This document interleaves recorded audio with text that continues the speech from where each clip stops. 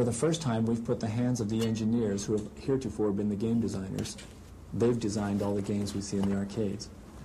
Now we're taking Hollywood and the screenwriters and the people that work with dramatics, and we're putting them hand in hand so that engineers and dramatists, if you will now work on what will be in the arcade market. And that's why I think you'll find something that is tremendously more exciting, something that will pull you into the screen like you haven't been pulled before.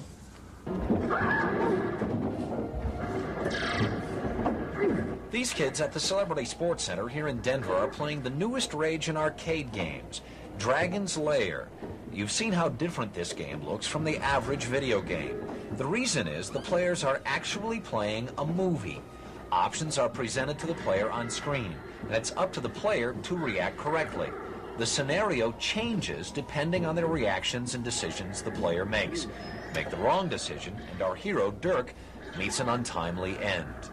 It was invented in part by former Walt Disney animator Don Bluth, who has struck out on his own and in the last few years has been responsible for the animation in the motion picture Xanadu, and for the artistic and critically acclaimed Secret of Nim. First of all, you have to give the illusion that the game player is in control, when indeed he may not be. But you must give that illusion. I thought, wow, that's right up our alley. That's movie making. Give the illusion, present a moment to him in which he must react, a moment of danger, and then get him to react to that moment at the right moment. Then you'll see another scene in which he is saved from that. I thought, well, that's very interesting. How can I design a game which will present enough of those moments in short little periods of time to where the game becomes exciting and gets him keyed up? And that was the challenge of designing the game. Dragon's Lair is as different from normal video games as Space Invaders was to pinball. There's absolutely no comparison. The task of putting the game together was awesome. 13 animators sketched 50,000 drawings of the characters in action. 24 drawings for each second on screen. The drawings were then transferred onto clear plastic sheets called cells and painted. Intricate, detailed backgrounds were drawn and painted as well. Special effects like raging fire, crumbling walls, and deadly vapor were added to signal immediate danger to the player. The cells were combined, and then each drawing was sent to the camera department for photographing, one frame at a time. 1,440 frames for each minute of finished product. Dialogue, sound effects, and a musical score were added to enhance the feeling of playing a movie instead of a game. Finally, the entire film was transferred to a high-resolution laser disc for use in the game itself. An incredibly complicated process. An incredible game.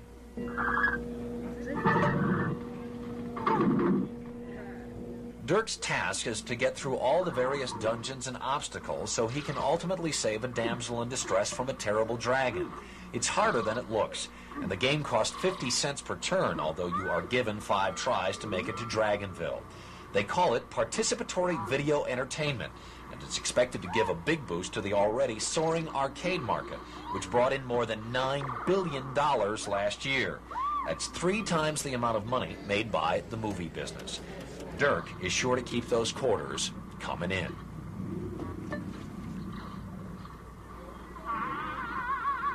Unassuming as a modern-day David, his name is Rick Dyer, better known as the inventor of the laser video game Dragon's Lair. We went from 0 to $30 million in orders in the first 40 days. It's incredible. Dragon's Lair was originally intended as a home video game, but Dyer had no way of marketing his idea. No one knew what a laser was. They would imagine a James Bond movie with a laser beam that cut someone in half. They didn't know what a laser disc player was. How far ahead of the video game industry Rick Dyer is can be seen in something that may end up in the Smithsonian Museum. It's the forerunner of Dragon's Lair. To show how fast the video game industry has changed, consider this, the first video game invented by Rick Dyer. It was developed in a garage in Pomona, way back in 1979. This was Dyer's first computerized interactive game.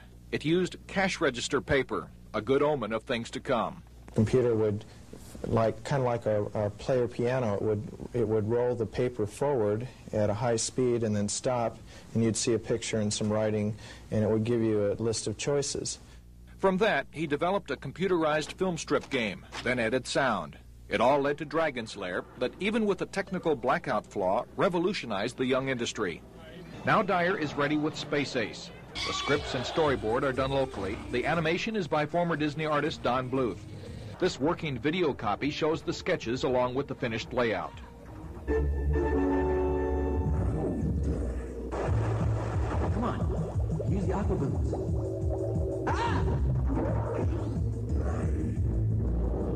Space Ace has one sequence that could be symbolic in Dyer going head-to-head with Atari. The giant is shown destroying himself in pursuit of the smarter and quicker hero. I think right now the arcade industry is playing catch-up to us. I know what's coming after the introduction of our home system. We have a sense of direction here, which is, I'm not sure that some of the companies like Atari have that anymore. Tomorrow, something from Rick Dyer so secret we can't reveal its name. It won't be released until June, but you'll have the first public look in our final report. What you are seeing could be the world's most unusual movie. It's a movie that allows the viewer to decide what happens from moment to moment. Dragon's Lair is a new generation video game, and it's as far removed from Pac-Man as Steamboat Willie is from Sleeping Beauty. The electronics of the game are the creation of Rick Dyer, and the animation is the work of Don Bluth Studios of Los Angeles. Don Bluth was formerly an animator for Walt Disney Studios, but in 1979, he and 11 other Disney animators walked out and formed their own company. Their first major project, The Secret of NIMH, was considered to be visually beautiful by critics, but didn't raise too much fire at the box office. We put the film in the theaters, The Secret of NIMH, and it had a so-so response, and I figured out last summer that everybody was watching E.T. So, and if they weren't watching E.T., they were in the arcades playing games. And right after the picture had been released and we saw that, probably wasn't going to get immediately out of the red, so we better be thinking of something else that will help animation to grow. And there was at that time, there was a young man who came to us and he says, our company called Advanced Microcomputers would like to do an arcade Laserdisc game. I thought, fantastic. And then I learned some figures about the arcade. Basically, they had about $9 billion last year, which is 3 times the movie industry. I said, that's where the audience is. They're in the arcades. So, yeah, so why couldn't we do this then? We could make an animation game. And with a laser disc, you don't have to settle for the little sticks and dots. You can actually put full-blown, full-length animation on that screen. Whoa! Whoa!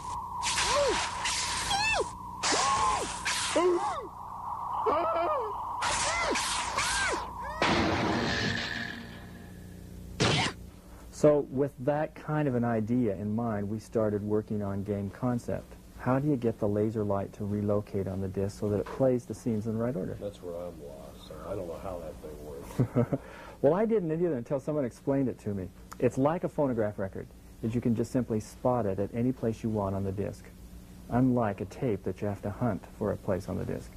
So it's called random access when they get into the, the jargon of the engineers. But that laser light will access itself to any point on the disc, so all we have to do is design a scene showing danger, and then put another scene next to it showing the resolve of that danger. And if the player is reacting correctly when he sees the dangers, he'll either push a directional stick or push a sword button, and the laser disc will relocate to the next scene. That'll probably change the whole video game look, won't it? That's what I think is going to happen. The whole thing. In fact, the arcades right now are showing a tremendous enthusiasm for Dragon's Lair, which is a beautiful visual. It's a quantum leap forward with visuals. So what I believe will happen now is you'll see all the rest of the great big arcade production companies who design games, they'll have to get into the visual business. Right. That pulls Hollywood into the picture. We can't settle for sticks and dots anymore. We're going to have script writers and scores. And in Dragon's Lair, we have a musical score. When we have sound effects, and you have a little story, you have main characters and a villain, and all the things that we traditionally see in films. Also have the lady. Ah, yes. What is the world without the lady? So Save me. that's what she says. So anyway, we've created what I think is basically a mini movie. It's done with a laser disc. It's in the arcade, and you have to interact with it using controls to see the story play itself out. Dragon's Lair is a phenomenon in the video arcades, even though Dragon's Lair is a tough place to try to stay alive. Unlike a cat, our hero Dirk the Daring has only 3 lives. That is, unless you have another quarter.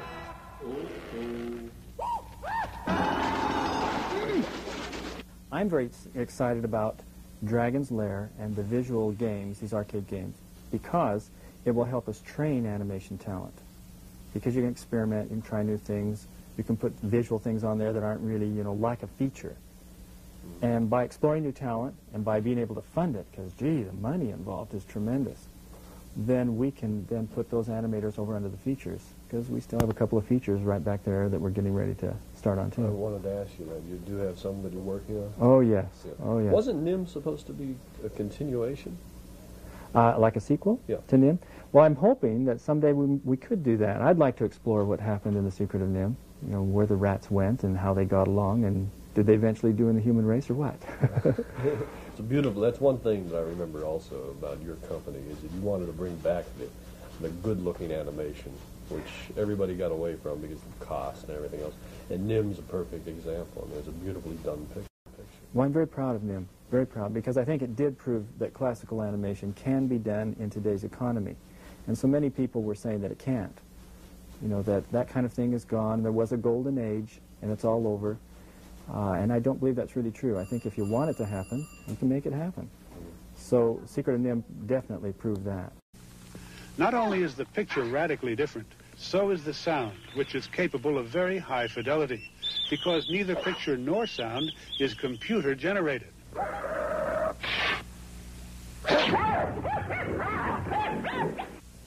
Rather, they are recorded on a high-technology laser beam version of a video disc player. And that player enables you to take a 30-minute roll of film, put it on a disc, and you can cut from any one scene or frame to another almost instantaneously. Rick Dyer's company has married computer technology to Hollywood. The artist works from a complete story script, using the same animation procedures that produced Mickey Mouse and Snow White. But these adventures are vastly more complicated, because every scene must have 2 or more alternative conclusions, each flowing pictorially from the preceding action. In this tunnel, the hero has the chance to escape through a hole in the wall, or to reach for that chain. If he misses, he slides to doom. On the other hand, if he does reach the chain, look out. Dragon's Lair, a fantasy adventure where you become a valiant knight on a quest to rescue the fair princess from the clutches of an evil dragon. This is Dragon's Lair, different from any other game in that it uses live-action animation. You literally play in your own cartoon. The creator is Don Bluth, who once directed several Disney features in the mid-1970s. Last year, Bluth found his own audience with his first animated feature, The Secret of NIM. It was he and a company called Advanced Microcomputer Systems that invented the game. Dragon's Lair is the first video interactive arcade game in which a player has to watch it like he would a movie. And as he's watching this movie, about every second or half a second, he has to interact with the controls to keep the movie going. The game uses a high-resolution laser disc, which, when combined with a computer, lets the player direct the hero through several obstacles in order to save a princess. The picture is about 120 times better than any other game, and that has arcade orders pouring in. The familiar din of the video arcade is fading out. Business has dropped in half over the past year, and companies like Atari claim losses of more than $350 million. The slick, swift-paced space games are taking a nosedive, and analysts predict a crunch in the industry by Christmas. The craze has definitely peaked. But there is something completely different that's invading the video emporium these days, and it's a result of the recent marriage between the laser and computer technology. It's pretty amazing to see, so if your game, let's coin up. Enter the world of the Dragon's Lair. It's big news at most arcades these days because of its unique action. The screen transforms into another dimension, and the player controls the fate of a real character whose quest is to slay the dragon. It's too hard. Oh, I think it's about the best game I've ever played. It took me at least $40 before, I killed the dragon. One thing about these new games, they're a bit more expensive than the regular arcade games. These cost 50 cents to play, and Dave here is going to stand behind me and help me in case I make a mistake. Okay. The player is responsible for the safety of Dirk, the hero of the story. Now, it's Dirk's mission to kill the dragon and save the princess. But first, he must face a series of fatal obstacles. Like any good cartoon, Dirk is up against every imaginable peril. Only here, in order to win, you must make all the right choices to get him to his happy end. And take it from me, it's not easy, but a real challenge to both adults and kids.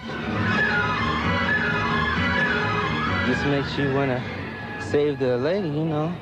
It's pretty much fun. I like it a lot. You don't know what's going to happen next. It'll make you jump if you do something wrong. It's like, you know, exciting. The idea of turning cartoons into video games was developed at Rick Dyer Industries. We're in the entertainment business, and no one had really come out with anything new, a new novelty, something, and people were sick of computer graphic games. It didn't have appeal. They're tired of it. They wanted something a little more real.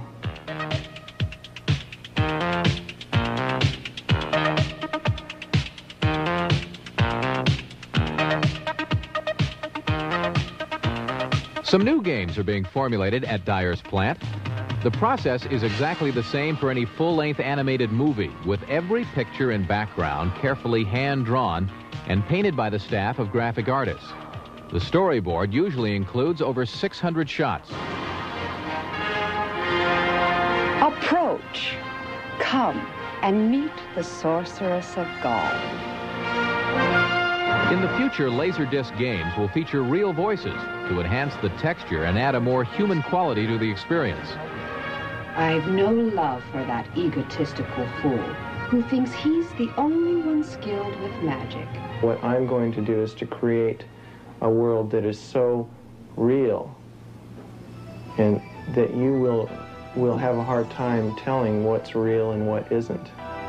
Using laser technology of the 80s has enabled the engineers to make a pretty amusing game, and now other companies are jumping on the train. But it'll be the public who judges their success. What they want is variety. We constantly get tired of one type of food or one type of movie or one type of game, and so as you progress, you want to go on to a new thing.